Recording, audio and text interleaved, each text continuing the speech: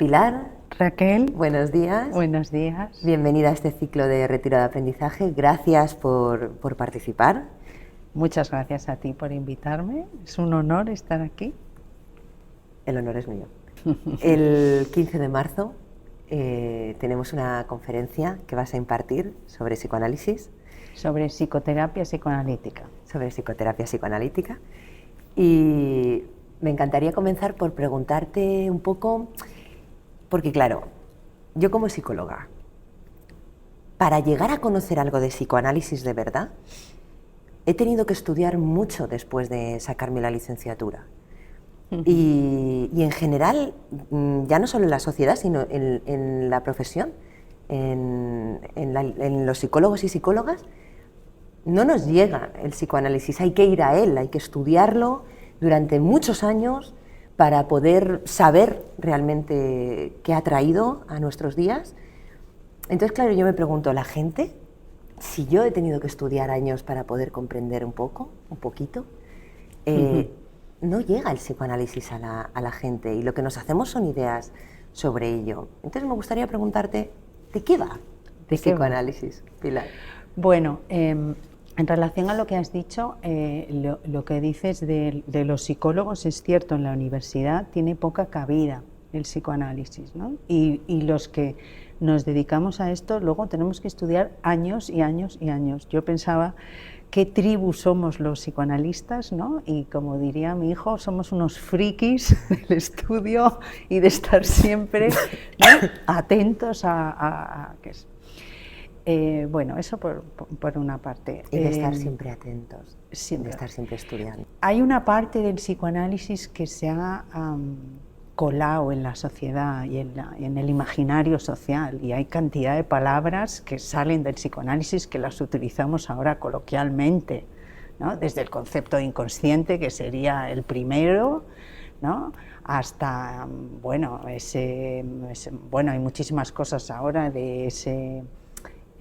tiene complejo de Edipo, o esa es una histérica, o ese es un histérico, o un montón de cosas, ¿no?, o he tenido un lapsus, es decir, hay muchas cosas que están formando parte del lenguaje. Ahora bien, lo que es el trabajo clínico y la psicoterapia psicoanalítica sí que creo que en cierta manera es una gran desconocida. No lo es porque luego los pacientes vienen a vernos, ¿no?, pero lo es un poco como ¿qué es?, ¿no?, que es tu pregunta. Sí.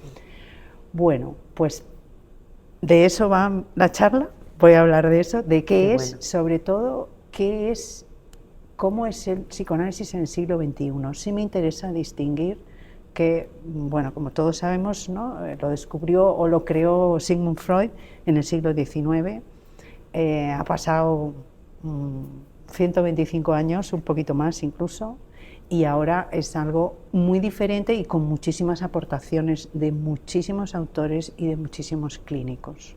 Claro, ha seguido como su propio desarrollo, ¿no? Efectivamente, claro, o sea, no se ha quedado obsoleto. Entonces, porque las palabras que llegan a la gente, Pilar, es de que habláis sobre el ello, el superyo, el complejo de Electra, de Edipo, la envidia de Pene, teta mala, ¿no? Sí. Bueno, algunos de esos conceptos permanecen, nos ayudan a seguir pensando, ¿no?, a los pacientes y a la clínica y a la psicopatología, y otros tuvieron su momento en una época determinada y en un contexto que tuvieron su valor, sí, pero que, claro, pues la envidia de Pene sacado de contexto, pues nos chirría un poco, ¿no? Y luego hay muchas cosas que han cambiado, porque, por ejemplo, cómo se vivía la sexualidad en el siglo XIX y cómo es ahora, pues hay 180 grados. En algunas cosas otras son las mismas, ¿no?, pero en muchas cosas, ¿no?, es muy diferente. Ha cambiado mucho. Con lo cual, pues el psicoanálisis es una disciplina que está muy en contacto con el sufrimiento del sujeto en la sociedad en la que vive. Entonces, los sufrimientos que hay ahora en la sociedad no son los mismos de los del siglo XIX, sí lo son y no lo son, en cierta medida, porque la sociedad es muy diferente. Entonces, el psicoanálisis está siempre, yo te diría que creando también nuevos términos que ayudan a explicar lo que nos encontramos en la realidad cotidiana. Porque es verdad que ha cambiado mucho, Pilar, la sociedad. Ahora es como que se persigue mucho el ser feliz, el estar bien, pero sin preguntarse mucho más allá. Es una especie de huida del malestar. ¿El psicoanálisis tiene respuestas hacia estos movimientos que está viendo la sociedad? Bueno, yo te diría que el psicoanálisis es una disciplina que sobre todo tiene preguntas. Desde luego sí hay ahora un movimiento importante de pensamiento sobre cómo la sociedad, y directamente te lo diría, maltrata al sujeto psíquico, Sí. ¿no? Y hace que aparezcan nuevas patologías que se llaman las nuevas patologías de frontera, que hablaré de ellas, Qué bueno. de qué pasa ahora, ¿no? Cuáles son los síntomas y las estructuras que nos encontramos ahora, ¿no? En parte determinadas por la sociedad en la que vivimos, claro que sí, porque somos la sociedad a la que pertenecemos y nuestro psiquismo y nuestra mente se construye en función del lugar en el que nacemos y bueno, de un montón de cosas que también voy a tratar de contar un poquito. Qué maravilla, Pilar, placer escucharte. Acerca de eso, de patología, de salud y enfermedad, es como si se hubiera estipulado en muchas doctrinas, o a lo mejor como también creencia popular, que hay un lugar donde está la salud, la persona saludable, y un lugar donde está la persona enferma. Y si no recuerdo mal, el psicoanálisis ya fue, por aquel entonces, la disciplina que hizo un continuo donde no hay una línea de meta donde ya se cruza y ya una persona está enferma, o se descruza y una persona está sana. ¿Esto es así? Sí, sí, sí. Eso fue una de las revoluciones del psicoanálisis, que fue romper una barrera clara entre lo que es salud y enfermedad y hacerlo más como un continuo, ¿no? Yo te diría que el psicoanálisis puede decir que todos estamos un poquito locos dentro y abrazar la locura además, y también todos tenemos una parte saludable, incluso el más loco que nos podamos encontrar. Pero sí, o sea, francamente, hace dos cosas el psicoanálisis. Una es esa y la otra es escuchar a los pacientes no como locos, sino como que tenían algo importante que contar, que lo que su relato era verdad para ellos y era verdadero, no como se creía, por ejemplo, que los discursos de los pacientes, las histéricas de la época, que era una farsa, ¿no? Que era como una cosa teatralizada, que era un invento, que no. Y Freud lo que hace es crear una cosa paradigmática en el psicoanálisis, que es la escucha analítica, que es la escucha al sujeto en todo su ser, ¿no? En toda su profundidad, si quieres, en todo. Que es lo que ha llegado ahora, lo que entendemos ahora como terapia, ¿no? Efectivamente. Lo que ha llegado. Esa parte, yo creo que el psicoanálisis impregna el resto de las corrientes y, por supuesto, todas las psicoterapias ahora escuchan. O sea, una de las cosas que hacen es escuchar.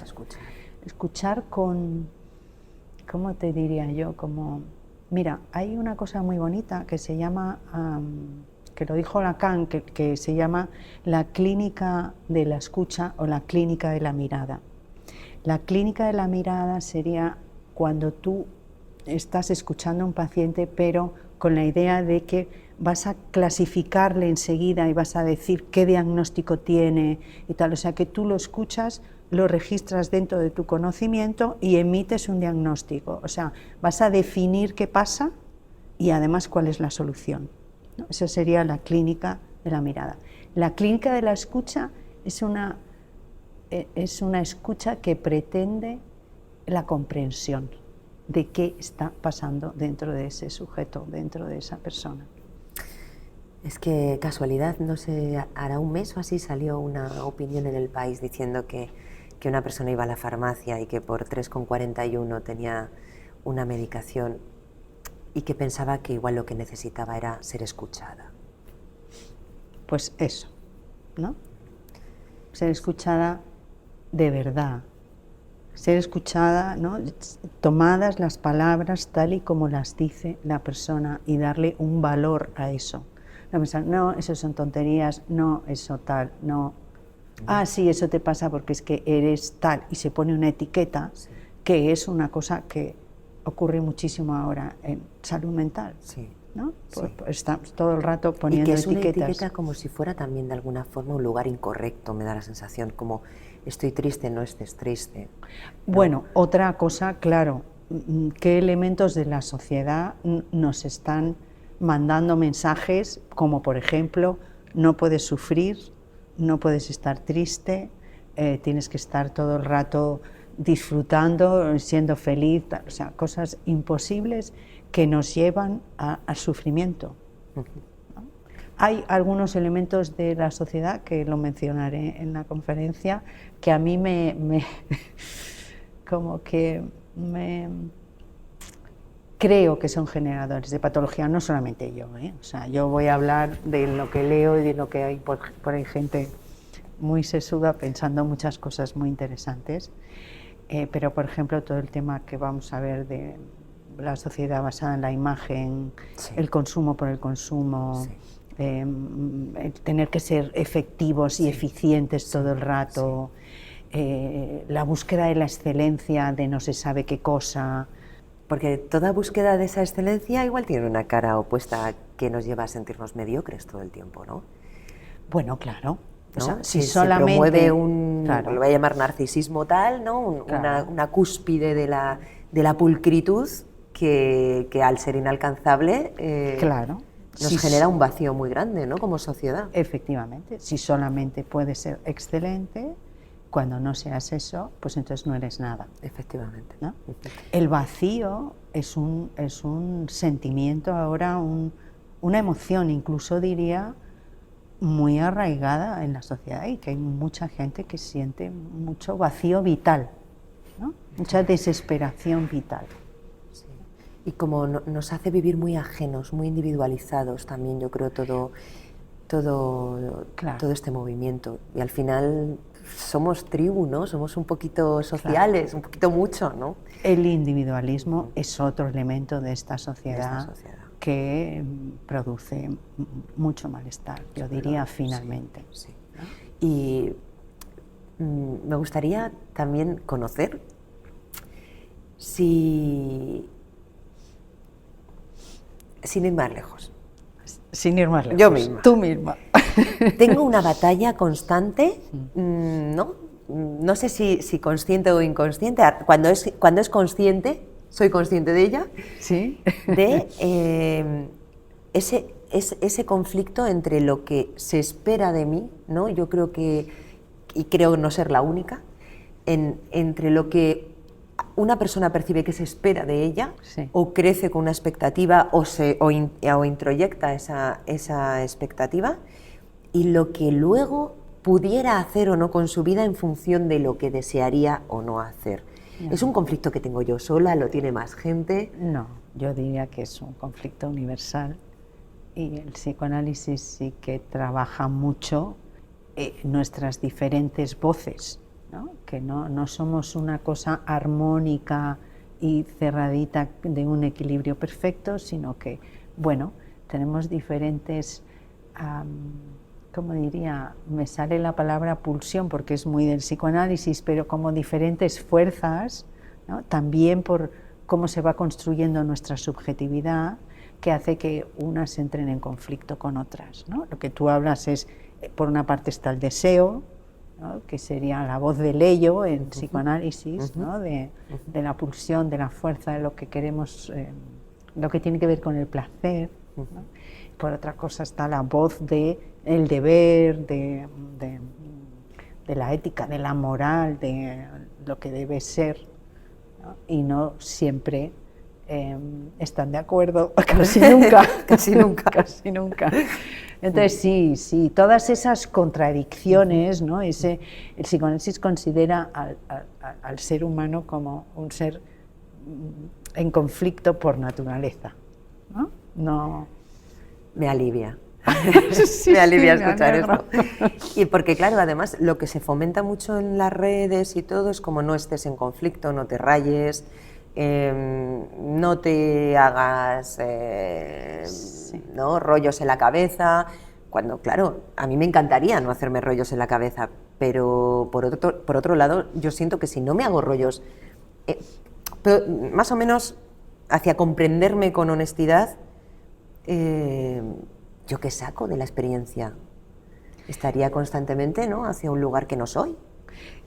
Claro, todo eso de no te rayes, no te tal, di no, todo. Mira, el otro día me decían, ¿sabes por qué hay tantos libros de autoayuda? Uno tras otro, tras otro, tras otro, porque ninguno vale para nada.